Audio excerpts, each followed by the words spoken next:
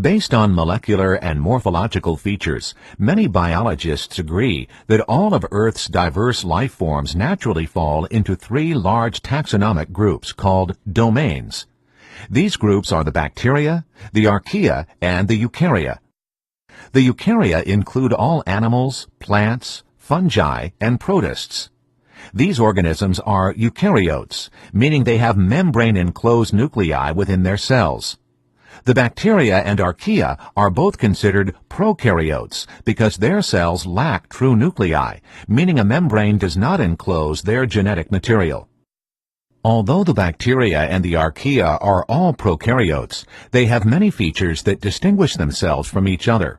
One important feature that distinguishes many bacteria from the archaea is the molecule peptidoglycan. Most bacteria have this molecule in their cell walls, whereas the archaea do not. By these features alone, it may appear that bacteria and archaea are more closely related to each other than either is to eukarya. However, this turns out not to be true. Recent evidence indicates that archaea and eukarya are more closely related to each other than either is to bacteria. According to the evidence, all three domains of life share a common ancestor that probably existed more than 3 billion years ago. Two lines of descent emerged from this ancestor. One line produced modern-day bacteria. The other gave rise to a common ancestor about 2 billion years ago of both the archaea and the eukarya.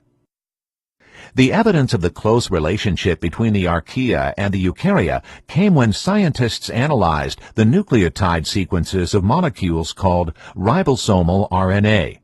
All organisms tested from eukarya and archaea had a particular sequence in common, and none of those tested from bacteria had this sequence. As scientists gather more data, a new layer of complexity is beginning to emerge. The clean lines of descent among the domains are becoming less clear. It appears that, through a process called lateral gene transfer, organisms over the course of evolution repeatedly swap genes with each other. Usually, genetic information is passed from parent to offspring in a vertical transmission.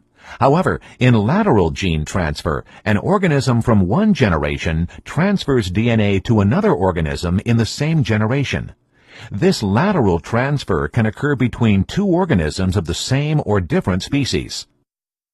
In this example, a cell from the domain bacteria has taken up a gene from an archaean cell. This archaean gene is now incorporated into the bacterial cell's own DNA and is passed vertically from parent to offspring when the cell divides. Lateral gene transfer appears to have happened many times in evolution, such that two very different species may share very similar genes. Therefore, depending on the genes being compared to establish relationships, a researcher could find conflicting results about the apparent path of evolution.